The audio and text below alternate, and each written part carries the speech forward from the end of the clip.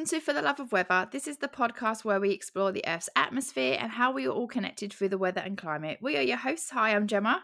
Hi, I'm Aisling. We're both meteorologists, weather presenters, and we just love chatting about the weather. And we hope you leave this episode loving the weather just that little bit more and learning something new about how the weather and climate can impact our daily lives.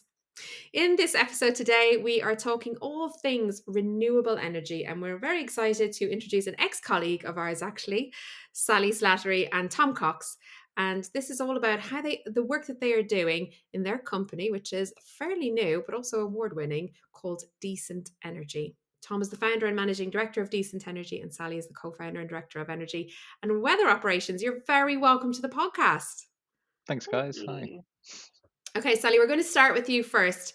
We always love to ask our guests, where was your first spark of joy where you thought to yourself, oh, I want to just, I love those clouds and I think I might do something in the weather? So it was in year 9. It was Mike Falconbridge, my geography teacher, who came back into my life a few years ago for my grand's funeral. But he's still as passionate about it as he used to be. And I remember him bringing up a synoptic chart. He'd already got me hooked on geography, but he brought up a synoptic chart on the board, and I was just like, oh, I really like this. This is really interesting. But everyone said, no, don't specialize yet. Go and do a geography degree. So I did that, and I got really into. My lecturer John Grattan was really into volcanology, and he took us on to New Zealand on a field trip. And then it was in my third year that the Icelandic volcano stopped all the planes across Europe. And I had to drive back from the south of Spain with my parents to the UK because we couldn't fly. And I was just fascinated with how the meteorology side of things could forecast where the ash clouds were going to go and things. So that just kind of led to me doing the masters in meteorology, and I never looked back. Can I just say, to go on a field trip to New Zealand, that is a great field trip. Oh my goodness. I mean, I went to the Lake District, which I love, but New Zealand, that's a Gemma, you great took the field trip. words out of my mouth. I was like, a field trip to where? It was one of two as well. Aberystwyth Oh my was brilliant God. for that. No, New Zealand was brilliant, and we climbed Mount Narahuri and did the Tongariro crossing and things. But what was great, we had two different lecturers. One was John, who was all volcanology, and one who was looking at all the sedimentary stuff. And they kept disagreeing on what the reason behind something being in the ground and things. It was really interesting. I remember that volcano because it's the only one I can pronounce. Eyjafjallajökull. That's it. That's the how I one. remember it. That's the only one I was ever able to pronounce. I do. It was really interesting, wasn't it? Because it was high pressure setup, and the center of that high meant that the wind was northwesterly, so we just had this stream into Europe. Yeah. I remember that. It was the first time I was like really exposed to this idea of how powerful it is to be a weather forecaster. For something that nobody really had ever massively come into a problem with before. It's really cool. Tom, what about you? Yeah, no, I was talking to Sally about this actually, and it's I can't. So Sally was saying she'll take this question because it's when you fell in love with weather, and I said I think I probably fell in love with energy more, but realised that energy is quite polyamorous, and weather's a key part of that. Yeah. So actually, you end up in you need to be interested in weather. And I was talking to someone about this the other day because we were saying. We were trying to get a good forecast for solar, and actually the solar forecast is pretty consistent. It's actually the weather that's the problem. The sun does its thing most of the time, whether you want it to or not. But yeah, it's the clouds that come over that's the thing that causes the challenge. And obviously, because of the massive amount of wind energy that we've got in the UK, that really contributes hugely as well. And obviously, is completely weather driven rather than just clouds getting in the way of the sun. So yeah, I think that's where my interest started. What is decent energy? Tell us all about it. Why do you want to start this? What is it? Why do we need it? We set up decent energy primarily to integrate and optimize all of the kind of various different smart energy appliances that are deployed in homes. We're focused very much right now on the solar and storage problem, primarily because solar and storage, the hybrid inverters in houses really have a complete view of energy consumption of the entire house. So that's the place that we want to start. But it's very much kind of the tip of the iceberg, and we want to expand out to also integrate with things like EV chargers and heat pumps, all the way down to dishwashers. We've actually got a trial with a dishwasher thing going on shortly that we're going to start playing around with. But yeah, we looked at the grid, realised that actually we're deploying huge amounts of renewables to try and decarbonise the grid as quickly as possible, but also realised that that's only really one part of the problem, and the way that we can actually solve the problem is to look at the demand side, not just the generation side. Interestingly, we're not focused on reducing the amount of energy that people use. We're just focused on maximising the amount of renewables that they use, and also by doing so, we drive down the cost and, of course, the carbon intensity of the energy. And that's really the key thing for us.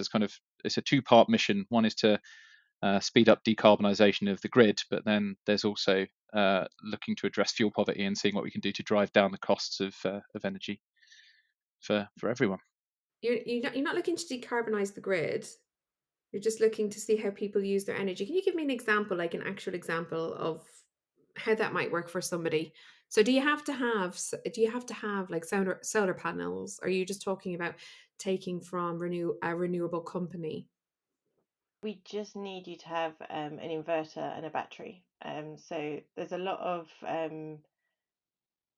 misunderstanding that you need to have the solar panels as well. And there's also companies now building inverters and batteries combined together that you can just plug and play. So if you're in a rented property, you can actually just have the two together as well. So the inverter is kind of the brains behind your solar installation. So my solar panels, my hot water immersion, and the battery can all work together through the inverter, and the inverter sees how much goes into power comes into the house, out of the house, and where it's kind of heading towards in your house. It doesn't know the exact points, um, but it's what's brilliant about Shifter, our products that we've built, is as a mum, I really want to be more environmentally friendly, but it's really hard to prioritize that when there's so much else going on. And this is just plug and play. So I have this running on my house at the moment. Um, it's still great when it's sunny. I've got energy from the sun, but look at the last couple of days, like it's just so grey and miserable. It's really hard to improve your footprint when you can't get hold of that renewable that's just so accessible normally. So what we do is we charge the batteries from the grid when carbon's much lower, and in turn usually cheaper, and then use that power in your battery in the peak times when carbon goes up and the price goes up. And we've noticed that there's quite a big correlation as well, that the carbon is obviously lower when it's really windy. So if it's a windy evening, that's great for the peak. But if it's windy in the middle of the day, then by the peak, everyone's energy, like the renewable energy, has run out. It's not on the grid anymore. So it suddenly shoots back up in price and carbon. But if you've stored that wind energy in your battery, then you can use that during the peak instead.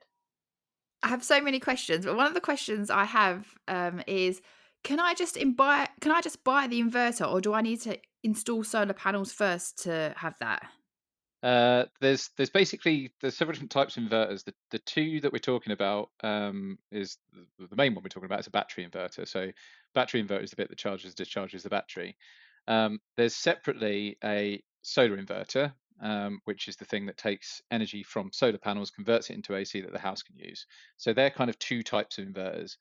There is a thing called a hybrid inverter, which basically combines both of those. So it does the DC to AC from the solar panels, and it does the DC to AC from the battery, and AC to DC into the battery. But yeah, you can just buy a battery inverter and a battery, and then you can just charge and discharge from the grid. There's actually even now products out there for, yeah, I think Sally touched on this earlier, but balcony solar, and it literally plugs into a plug socket in your house, and it's about 2 kWh, and you can charge that from the grid, and you can discharge it back into your usually apartment because it's quite a small amount of battery, and yeah, you can do the same thing with one of those, which is yeah, quite exciting. Explain to me again what an inverter is. I'm not actually about how big is it? Explain to me exactly what it is. So the ones that I was talking about there, the balcony solar ones, are like size of a coffee table, maybe not coffee table, sorry, a side table, like side table that you put next to your thing. So it's about knee high, and you can kind of put it, or actually a bin is probably a good analogy as well. If you've got like one of those nice little pedestal bins with a little push pedal, about the size of one of those, you can sit it in the corner of your house and plug it straight in. Inverter is the word inverter just means it's taking DC energy and converting it to AC energy, or vice versa. So that's basically all it does. It's because when we all energy on the grid at the moment is AC. The way that we store that is we need to convert it to DC first, and then put it into the battery, and then take it back out when it's ready to be used again. If we rewind all the way back, so where we kind of got started with this is actually both Sally and I got solar panels installed almost at exactly the same time, despite the fact we didn't talk about it and we hadn't spoken to each other for about a decade. But we got them installed about the same time. I started tinkering about trying to reduce the cost of my energy as much as possible, and realised that actually we can tinker around with this. And again, Sally referred to this earlier, but the wholesale cost of the grid changes every 30 minutes. And that's because there's different assets coming online at different times. So if you could charge your battery at specific times of day, if you could access the wholesale market, then you could drive down your costs much, much further. Sally and I's the inverter that we bought didn't actually have this functionality kind of out of the box. So I got to work trying to build a very noddy version of it that then Sally came along and made into a much better version of it. Yeah, we realized that actually we could save people a massive amount by having the battery kind of exposed to the wholesale market, looking at the carbon intensity of the grid, and setting up a system that would automate the charging or discharging in order to minimize both that cost and carbon intensity. If you want an inverter, like, as I say, the balcony ones, they're on eBay. There's really good refurb deals on EcoFlow inverters. EcoFlow is a company that we're going to integrate with eventually, but they aren't one we support right now. So you could get a plug and play one, to only 2 kilowatt hours, so really minimal amount of storage. Depending on your house, yeah, the average amount of energy consumption varies wildly, but those ones are very much designed for kind of flats that have lower end of consumption. And then just to, again, the difference between AC and DC. So alternating current is basically what's on the grid. It's what powers our homes. It's what every appliance in your house is consuming. But there's a there's a caveat there, in that a lot of those devices are actually converting that alternating current, which is basically the current alternates, goes backwards and forwards, into direct current, which kind of just moves in a single direction. The reason that we have direct current is that lots of devices in our houses require direct current to power them. So air conditioners have an inverter actually in them, which is converting that AC into DC to run the air conditioner. If you've got a laptop charger, that little black box that sits in the middle of your laptop charger between the plug socket and the laptop, that's actually basically an inverter. So yeah, it's converting that AC current into DC current to charge the battery in your laptop. And every phone charger will have one as well, because the battery in your phone, it requires DC current to charge it. I'm learning loads. I didn't know a lot. A lot of that I didn't know, but I think it's a great way, because obviously, as you said, like even on a windy day, there's all this energy being produced, and it's a great way to, if you've got this battery, to be able to store it and then tap into that, because otherwise it's not being utilized. So it's a great idea. Whereas working in the trading, like that's part of why when there's a big storm over in Germany, they'll export a lot of their energy to the UK and other parts of Europe because they've got a surplus. And one of the things that I've always found bizarre is that we run curtailments both in the UK and across Europe, where they'll turn wind farms off because there's too much energy. And that, like, if what my dream, like when Tom asked me to be part of this project, one of my things was I'd really love it if we could get to a point where, rather than curtailing a wind farm and reducing the renewable energy, we have a button that says just charge everybody's batteries. So it just charges everyone's batteries with that renewable energy instead, which means that you don't have to rely on a different source of energy later in the day when that renewable energy peak has disappeared.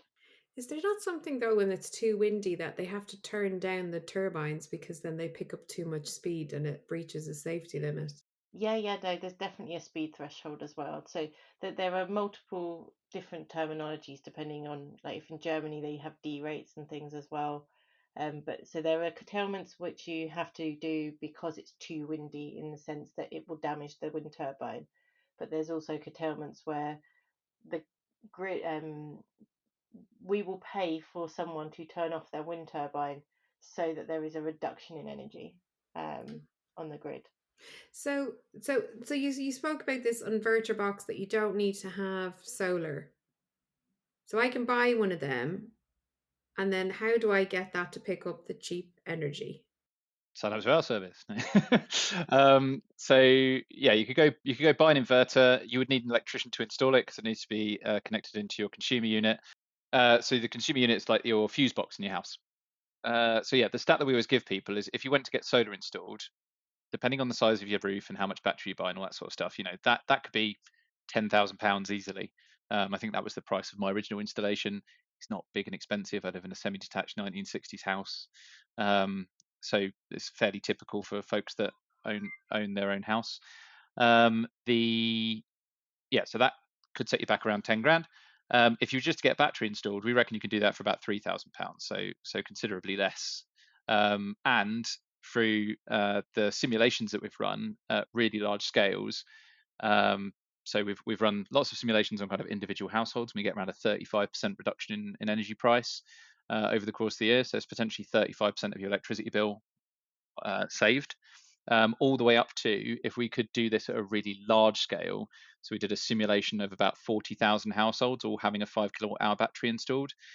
We managed to get like a 58% reduction in electricity cost there over the course of a month. So a lot of this kind of large data stuff for a startup is quite complex, a bit of a challenge. So we could only do that for 1 month in, I think it was like July 24 from one data set. But yeah, that's what we kind of see as our high watermark. It's like that's the level that we could start to achieve if we can get this to scale and we can start managing demand across kind of entire towns and villages. So is this plug and play? So you get your electrician to install it, you don't do anything, and it takes the energy when it's cheap. It's not even plug; it's just play. So the if you've got a Do you not piece of have to equipment. have it installed to the fuse box? So if you for our solution specifically, so we were originally targeting folks who have got solar installed already. They could just go to the website and sign up for the service, and it's software only. If you need to get new equipment installed, then yeah, absolutely, you have to have an electrician come out and install it. But we were really excited about the potential of like the thousands of batteries that are already across the UK right now that aren't doing this. They're just literally sitting there and charging up when the sun shines and discharging when the sun doesn't shine. They're not kind of actively decarbonising or reducing costs for the property owners. On a total side note, like, why don't those batteries already do that? Why are they not designed to actually think about, "Oh, well, we should store this and we should use it when there's not as much renewable. We should store it when there's loads, and then we should discharge it when there isn't as much." They are starting to. Okay. There more and more inverter manufacturers are starting to.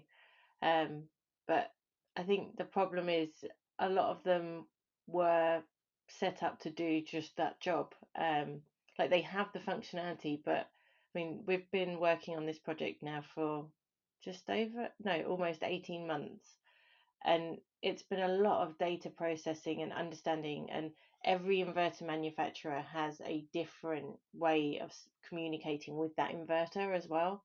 So there's not really a one and all for all inverter manufacturers, which is what we're trying to create. Is then if you moved house or you decided to change your inverter, in theory we could just keep working with you because we'd know what your consumption is, we can forecast what we think it's going to be like, and yeah, if as long as we know where you are and how to interact with your inverter, we can help save money and reduce your carbon footprint. So yeah, but it is weird that, and I think that's part of why this idea came to Tom. Correct me if I'm wrong. Is for me, I got the solar panels installed. It was great, but it wasn't as effective as I thought it would be, which is kind of why I jumped on this as well. Yeah, and I think the other thing is that it is really complex. Like, um, in the UK, we're really fortunate that we've got a carbon intensity forecast that's published by NESO, so we know what the carbon intensity of the grid is every 30 minutes. So what does Um, that mean, like carbon intensity? so Tell that me what does carbon intensity mean? so yeah, it's the calculation that's done based on how energy is being generated for that 30-minute period. So if you look at, what time is it now? 12:28. In 2 minutes, the amount of the carbon intensity of 1 kilowatt hour of electricity on the grid will change. You get kilowatt hour is what your electricity company charges you for. It's usually about 25, 26 pence. So it has a financial cost, but it's also got an amount of carbon associated with it, depending on if it's being generated by a gas turbine or a wind turbine, or kind of what assets are on the grid generating at that point in time. So you tend to find that in the middle of the night, carbon intensity is very, very low, because actually there's not a huge amount of energy being generated. Maybe there's a good amount of wind on the grid, and people aren't consuming much. But during peak periods, when you get to kind of 4 p.m. to 7 p.m. every day, the carbon intensity spikes massively because we need to bring on gas turbines, we need to bring on biomass burners, and all of these assets that contribute a lot of carbon. So that's yeah, that's how carbon And intensity. that's where, Sally, your programming comes in, where you have this way of communicating with anyone who has a battery, or if they don't have solar, Yeah, they because you can can have still. solar with no battery storage. So if they have battery storage either isolated through this inverter or through solar and the inverter, that's where you come in. Yeah, exactly. So right now we can work with Solus, Fox, and Give Energy inverters, which takes up a large part of current installations. I think Solus 2 years ago had 40% of the market in the UK, but I know that's reducing as other competitors come out. But yeah, so you just go to the website, you put in your details, and you need an inverter API key, which you can get from your manufacturer, and that gives us access to communicate with your inverter. And then we can just every half hour we send a different signal, whether you should be charging, discharging, allowing solar product energy to come in, or whether you actually want to export some energy as well, like help the grid. So like if you saved up all this renewable energy and actually the grid was then struggling, the export price will go up massively. So you'll get paid more for giving renewable energy back to the grid. So when it's really sunny, you notice those prices reduce. When it's really windy, you notice those prices reduce. And yeah, like today, where I mean, it's a fair breeze, but it's pretty cloudy. Like my product, normally in the summer, I can run the whole day without, like, I think I went a good 2, 3 week period without needing to take anything from the grid because I was just charging and discharging from the solar when I needed it. What we're trying to do is do that so you take as little as you need to from the grid, so that your carbon is as low as it can be, and at the same time reducing your energy bills. So if I had solar installed and no battery, Yep. can I still use your app or your program? So you would need to get a battery installed, Okay. um, but like once you've bought the battery, they're pretty self-explanatory and plug and play if you've got the inverter already installed. I think most people would still want an electrician. I definitely got Tom round to help me with mine. Um, but um, yeah, I mean, I started off with 3 kilowatt battery. I've gone up to 9 now, um, and had to put them all in a case because my son was obsessed with pressing the red button that restarts them. Um, but um, you, yeah, you can just get, like, I think it was around £700, I think, for the battery. So it is a lot of money to commit to. But it just meant actually in the long term I'm reducing my bills massively. So I think last month we reduced it by my energy bill by £40 or something, which doesn't sound a lot, but actually in the grand scheme of things, it was over 20% of our energy bill. And annoyingly, our house still runs on gas mostly for heating.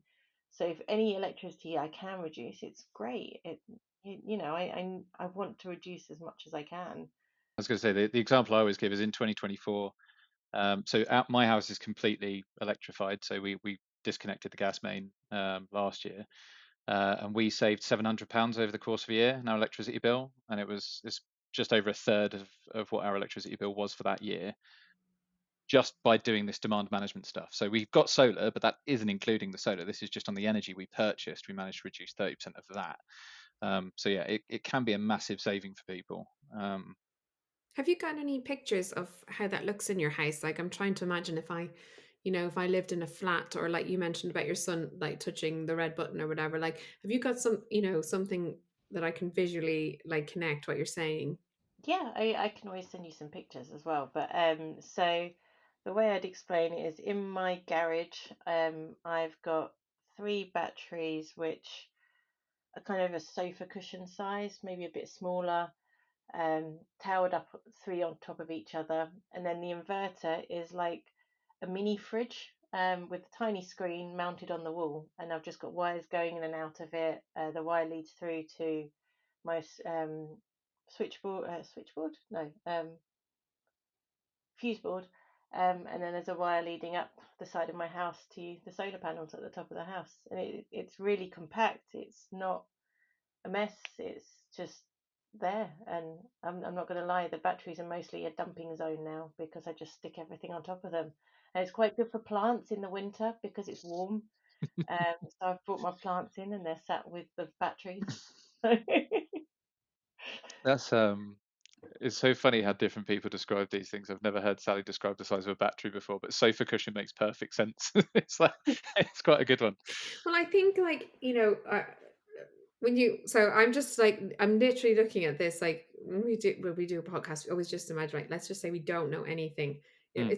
It's very hard to I don't have solar here either, so I've no idea about the language that you're talking about, what it might look like, how might that look like in my like I just have no Yeah, yeah. concept of anything. And also to me, like, we were mentioning ACDC and stuff, I just, I wouldn't care. I'm like, what does it do? That's it, I know, but it wouldn't make any odds to me. I think It's that's really kind funny. of so Oh, done, Sal. go for it, Tom. No, there you go. I was just say I keep going to say, oh, I'll bring up this slide because I can show you. Like, I know that Gemma loves the climate stripes. Yeah, yeah. Mm. We have a really good one for the carbon for showing you an example of a 24-hour period.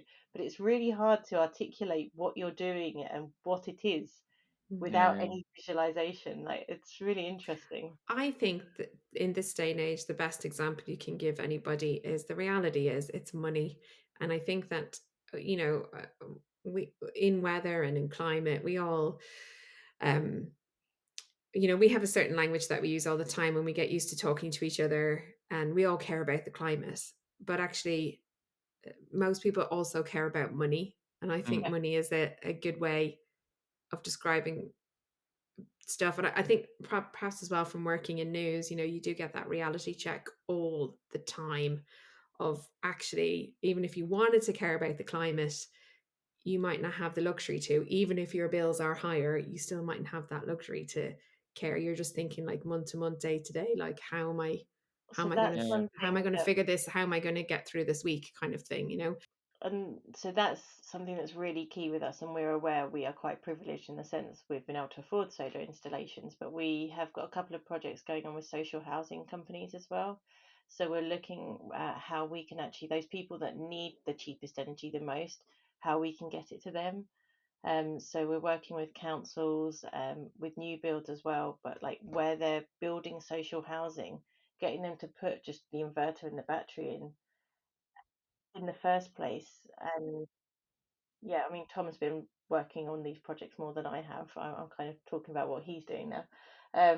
But it's actually really rewarding to hear that landlords are open to doing this and things, and actually it improves the quality of the house for the people and reduces their energy bills, but it makes them as a landlord far more energy efficient as well. The way that we always describe it for social housing is that there is no downside. Like if, especially as we move to electrified heat, people get heat pumps installed or they have resistive electrical heating, as disproportionately people in social housing do. If the one of the reasons that that there's this perception that heat pumps are expensive in the UK is we've got a very wide what's called a spark gap, which is basically the difference in price between gas and electric. So electricity is about 5 times the cost of gas right now.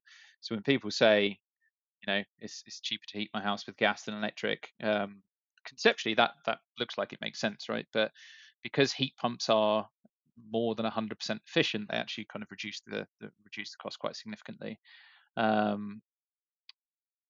yeah, the thing with social housing as we move to electrified heat is if we can bring down the price of electricity for people, that removes a barrier for them to move to that electrified heat. So if they get a heat pump installed, the grid's decarbonised.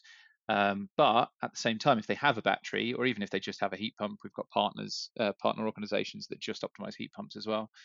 Then you can change the times of day that you're using that heat pump and running at a higher temperature to align with those cheaper prices.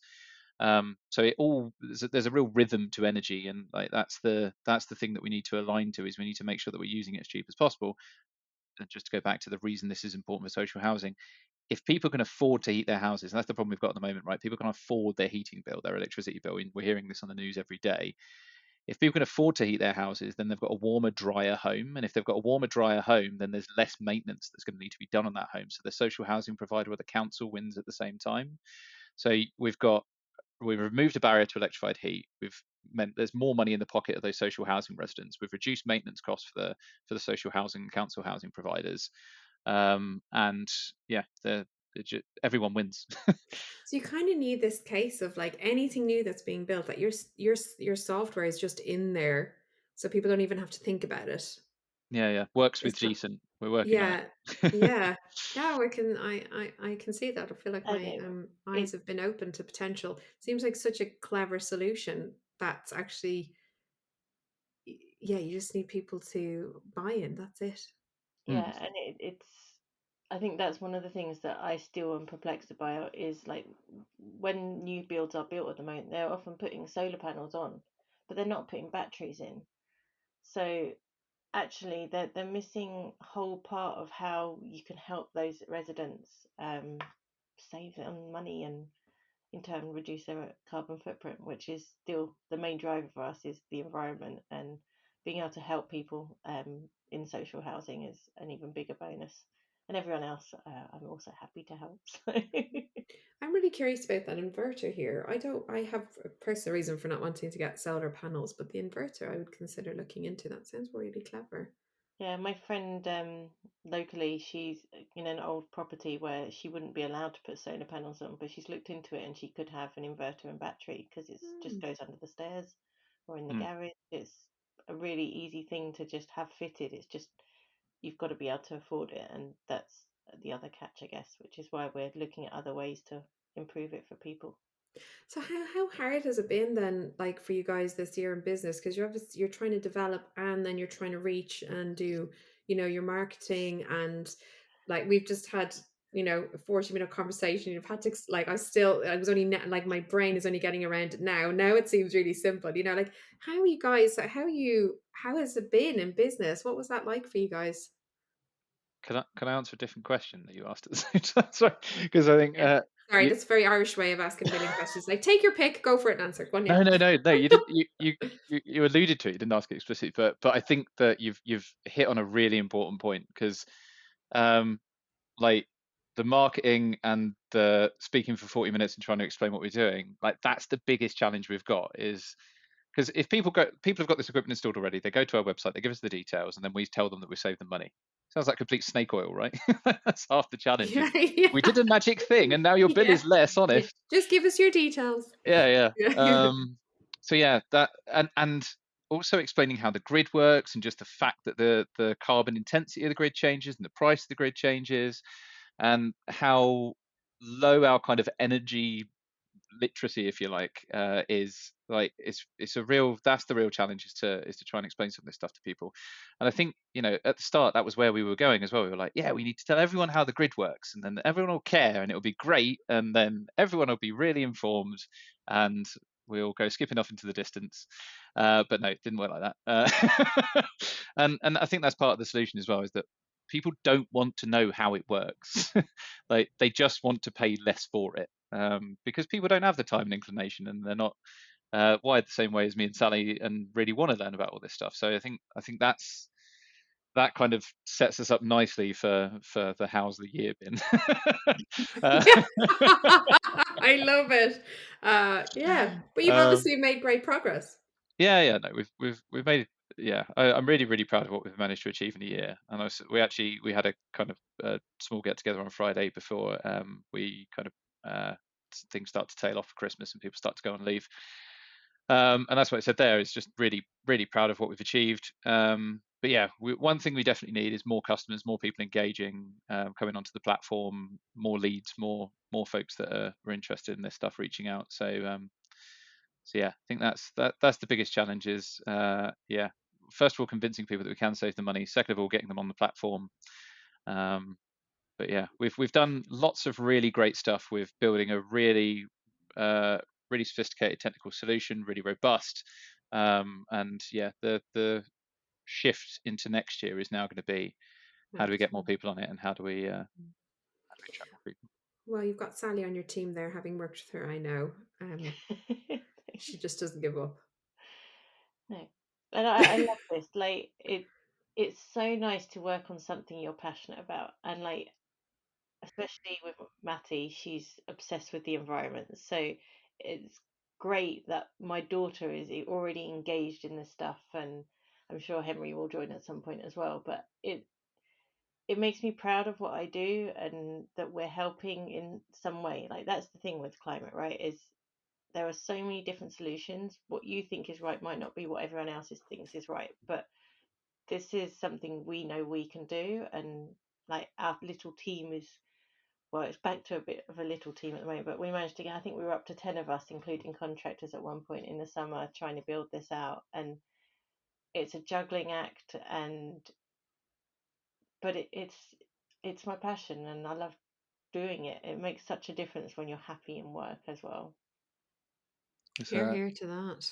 slight aside, but yeah, I was telling our daughter about the fact that we're working in solar, and it's gonna and optimization and decarbonizing and all that sort of stuff. And she was really excited about that as well. And then my partner, which I'm not supposed to talk about this, but I think by the time this goes out, it'll be fine. She won't get in trouble. But my partner got a job offer recently. I said I'm not supposed to talk about it because I think she's actually resigning today. Don't worry, don't worry. It's definitely not going anywhere today. But we were talking to our daughter, and she was like, "Oh yeah, so like you've got a new job," and but she's like, you know, the current job my partner has is great, like Christmas and summer parties, and all the kids come. She loves it. She's like, I'm not sure you should change job, mummy. And then she's like, oh, the company that I'm moving to, like they do like large scale solar panels. They do loads of stuff in solar. She's like, oh, why didn't you say? You should definitely take the new job. Oh, um, that's what you yeah, got to do. Get our little people on board. yeah, no, absolutely.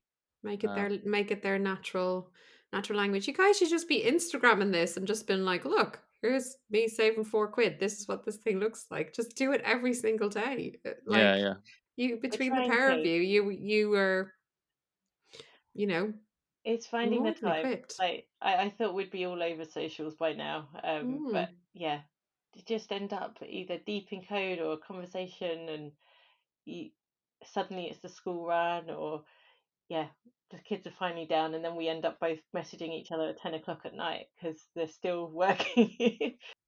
I think what you're doing though is like you're giving people so much information, and that's one of the things that I've taken away is how much information I can actually take from what I use, when I use it, when's a good time to use it, when's not a good time to use it. And there's so much information there that's so valuable, and empowering people with that information allows them to make different decisions. And I think that's something that's really important with what you're doing.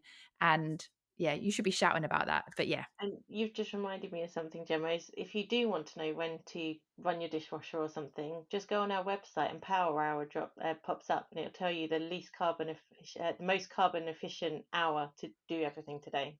So you know when. I'm just gonna have a look I'll be now. doing that. And if you're listening to this podcast, like do it while you're listening or do it after yeah, you've listened, but definitely check that out. That sounds brilliant. yeah. Let's Yeah. get those Website's forwarded from decentenergy.io in case yeah, anybody. The least carbon intensive hour for that is 4 to 5. Is that AM? Presume Yeah, that's yeah, yeah. yeah, In yeah. 24 4 hour. to 5. 4 to 5 AM. Yeah, so if you pop your disher on at between 4 and 5 a.m. tomorrow morning, then that will be the Washing machine. lowest carbon intensity.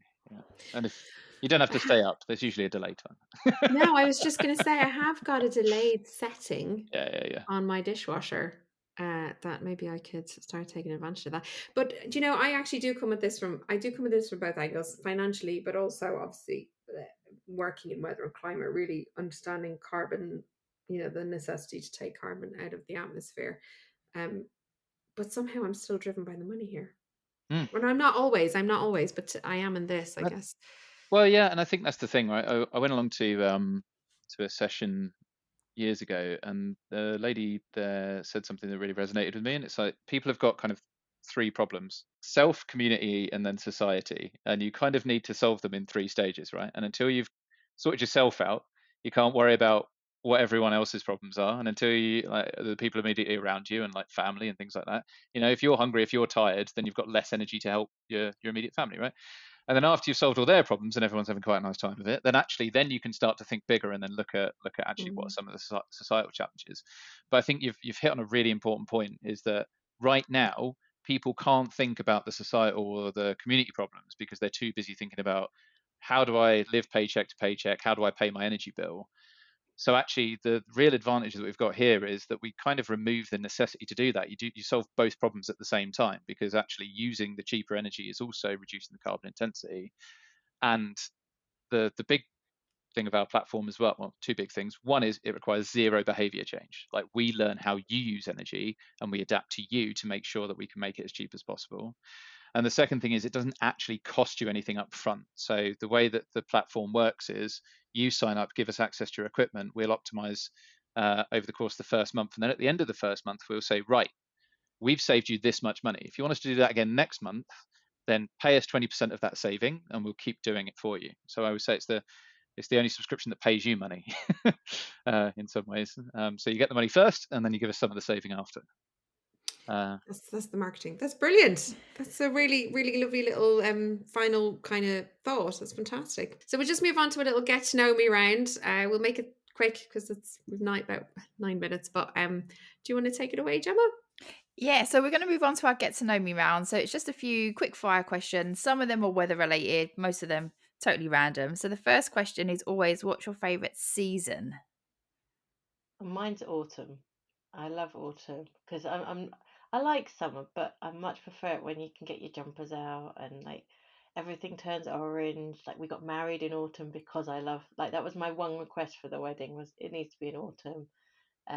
Yeah, for me it's for sure is just that it's putting your jumpers back on and feeling comfortable rather than uncomfortable because it's so hot.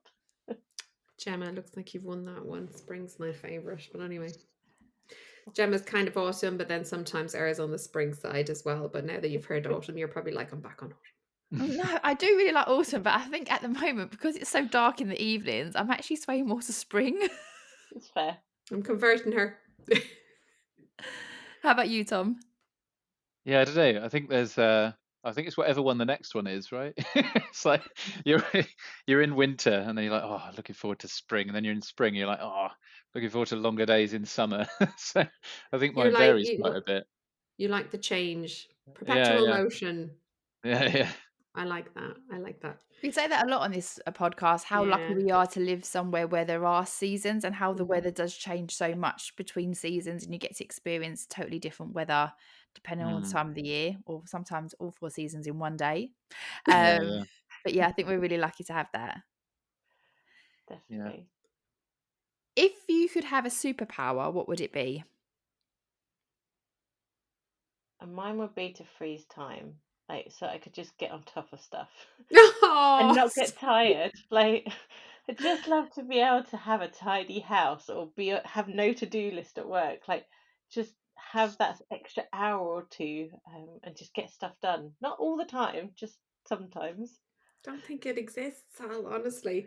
Mine is like a constant reshuffling of priorities of like, oh God, that needs to happen. Oh God, that needs to happen. Yeah, I'm forever Just saying, "Oh, it'll be easier next week."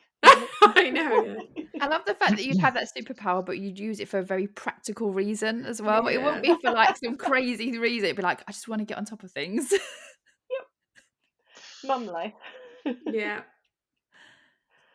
I think I'll go with teleportation because I'm always going between places, and and it's always the time it takes to get between them, and I'm always trying to optimize that as much as possible. Like I used to ride an electric skateboard everywhere, which was great because it went like 20 miles an hour and you could get anywhere you wanted to. And then laws, so I had to switch to a bike, and now I ride a bike everywhere, which massively reduces the amount of time again between things. But yeah, not as good as if I could just teleport places. That'd be great. I like that idea as well. That's a Like, good one. yeah, that's a really good one for me too. Just the amount of time I'd save. Yeah, it's just a tight. Like I Oh, have to go to London shortly. I'm gonna have to go sit on a train, and then yeah, it's just yeah, rather just be there. Yeah. You cut out the journey and then we'd just be like, "Let's Yeah, go." Yeah. Some journeys are good, but then sometimes you just like, "I just wanna get there really quickly." yeah, yeah, yeah. Yeah. You don't have to teleport everywhere, right? No, no, you don't. It's an option. It's a I superpower that I you can do if you don't wanna do. I think though, if I could teleport, I just wouldn't be able to help it. Like, Yeah, yeah, yeah. It's do like you know driving, what? isn't it? It's like you could Yeah. walk or you could drive. You got to drive because it's just so much easier. Yeah. There'd need to be a cost. I don't know what it would be. Yeah. But yeah. You get a little inverter in your car. That's what you need. Mhm. You'd be like, my car's paying me. Well, you say that. Bidirectional chargers are coming. Basically, I don't cars even used know to be what is batteries on that. wheels. So yeah, that is literally that. So the car's got an inverter in it because it converts AC to DC to store it in the battery. And then there's going to be bidirectional chargers, which basically means that you can discharge the car back to the grid, and that's actually something we're going to be perfectly positioned to support people with as well, because then, as I always say, it's just going to become a big battery with wheels. So yeah. That's amazing. Hmm. It's crazy when you start learning about what's being done and what's out there. You're just like there's so much going on. And we work in the weather climate area, but when you start looking at what else is going on out there, it's like there's so much cool stuff going on and so many people are doing such amazing things.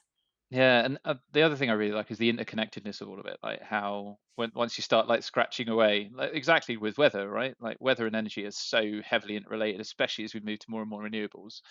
But even if you just ignore the renewables, look at heat pumps, right? The electricity consumption is now going to be in the next few years determined heavily by what the outdoor temperature is. So yeah, I like the connections between things.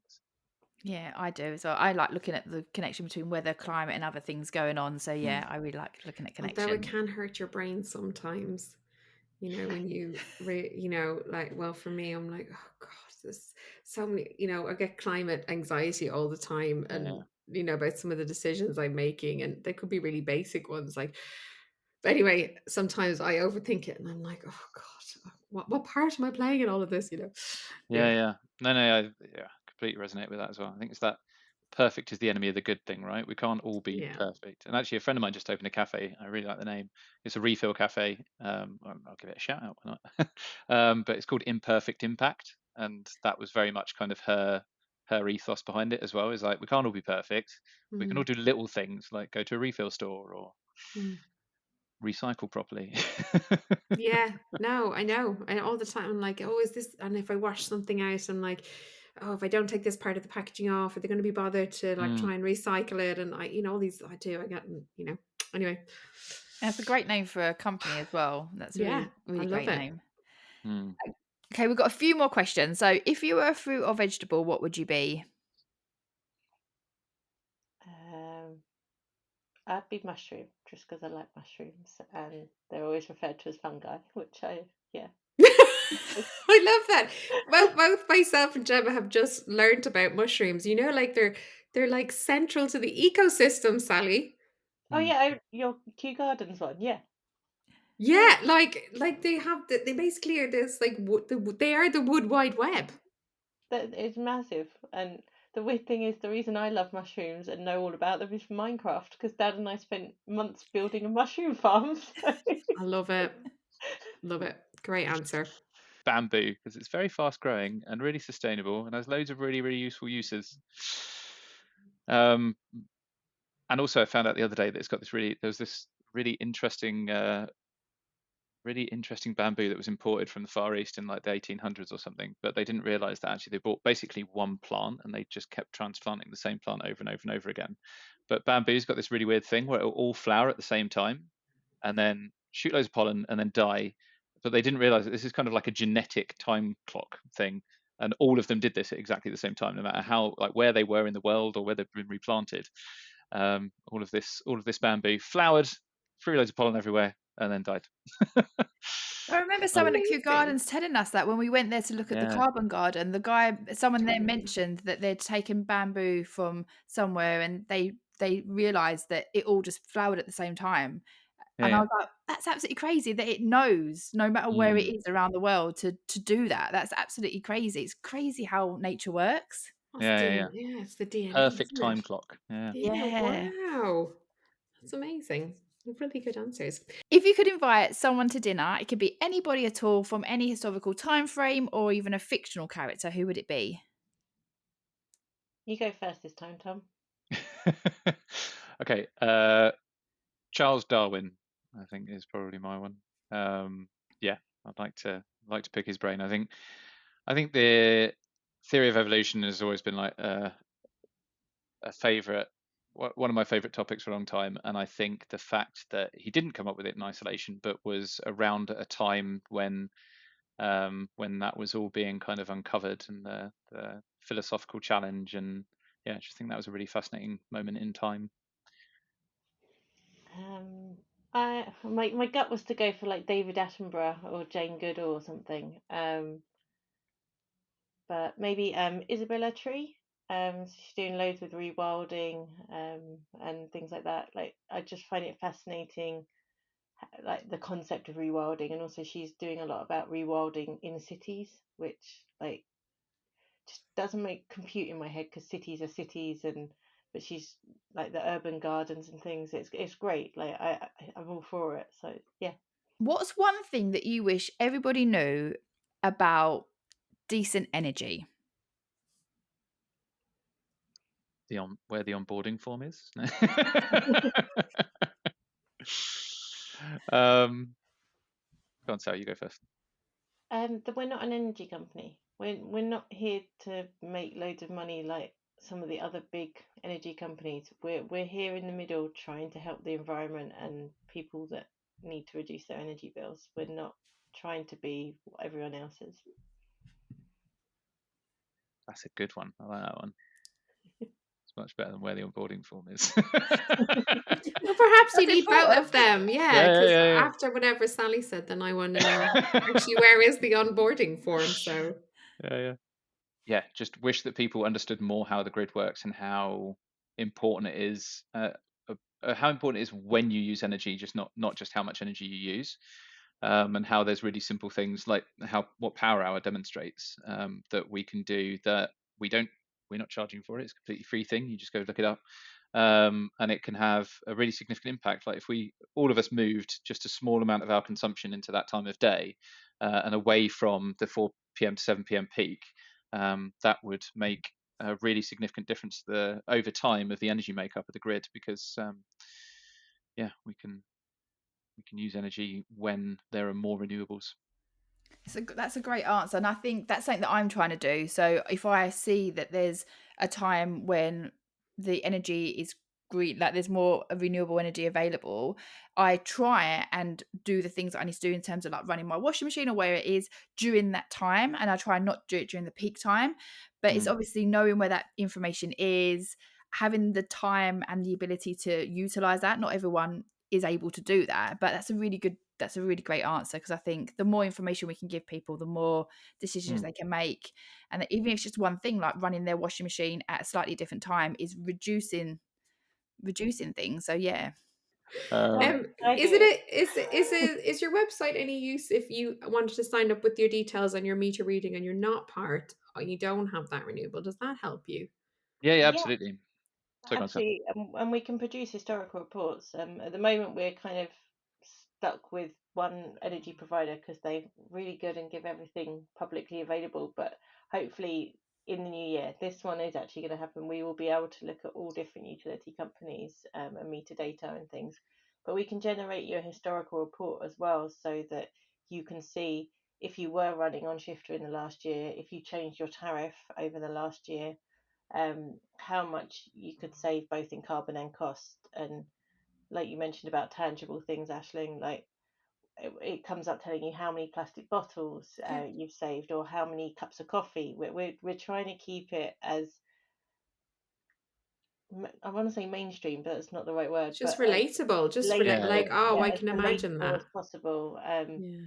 so that everyone can see Mm. what the difference and the impact they're having. Because I yeah. think, Yeah. yeah, And like you say, both of you say, for nothing, yeah, Mm. for yeah. nothing. You do pay So us, but after you've made the save. yeah. Yeah, no, exactly, which is it's an important thing in this day and age, isn't it? Like everyone wants, it's Yeah, nice. yeah. That's nice. That's nice, Uh, That's amazing. I think everybody should know who you are. Thank you. Thanks just for having us online. one thing to add as well. Sorry to plug the roadmap a little bit for next year, but we're all like, this is just kind of step one as well. Like where we want to get to is like from here is also, there's a thing called flexibility trading, which is where people are paid to take energy on or off the grid at specific times of day by either like in our region it's UK Power Networks, the people that maintain like the local grid, or by National Grid. Like so that's the next thing that we want to expose. Normally that's just done with power stations and with big fleet management companies that manage EVs, but we're making that available to the consumer as well, which I think is really key. And where we'd really want to get to ultimately is to facilitate peer-to-peer energy trading, and looking at how we can work out what you're using and what your neighbors are generating, and how we can match those two things together to really minimize maximize energy consumption locally, which then does other things like reduces transmission loss and reduces the amount of energy we need on the grid as well. So this is just the first step. God, it sounds massive. No Yeah. wonder, Sally, you need a time. Time thing. But it is amazing. Like, honestly, like, congratulations to both of you. Um, it's one thing to have an idea, it's another thing to actually be able to implement it. Like, that's phenomenal. You must be just so proud. It's Yeah. been pretty good year, especially winning startup of the year, the solar and storage this year. That was a great way to finish this year. Well, we've obviously made a big impact then in really, really short space of time. Yeah, it's amazing. Like I always say, time moves very differently in startup world. You just don't realize how much time has passed. And you're like, oh, another month has gone. How did that happen? Yeah. We'll do it. We'll do it next month. Yeah, yeah. Well, we wish you all the very best in the future. It just sounds incredible, and I think that's just another solution, isn't it? But also this one, people don't have to do anything. Hmm. If this will hopefully become part of every, like you say, every new development that's being made, or every replacement development. But it sounds fantastic. Thanks for having us on, guys. Oh, thanks so much for joining us. If you have enjoyed this podcast, we would love it if you would subscribe, rate, review, and share the podcast with a friend. If people want to check you out and your the Decent Energy website, where can they go to find out some more information? So it's decentenergy.io. Amazing. Go and check out that website. I know me and Ash are going to be all over that website this evening, looking at when we can get the energy. Power hour. The power hour. That's the one we're going to go and check out. If you want to follow us on social media, we are For the Love of Weather. And we hope that you leave this episode loving the weather just that little bit more. Thanks for listening. Bye.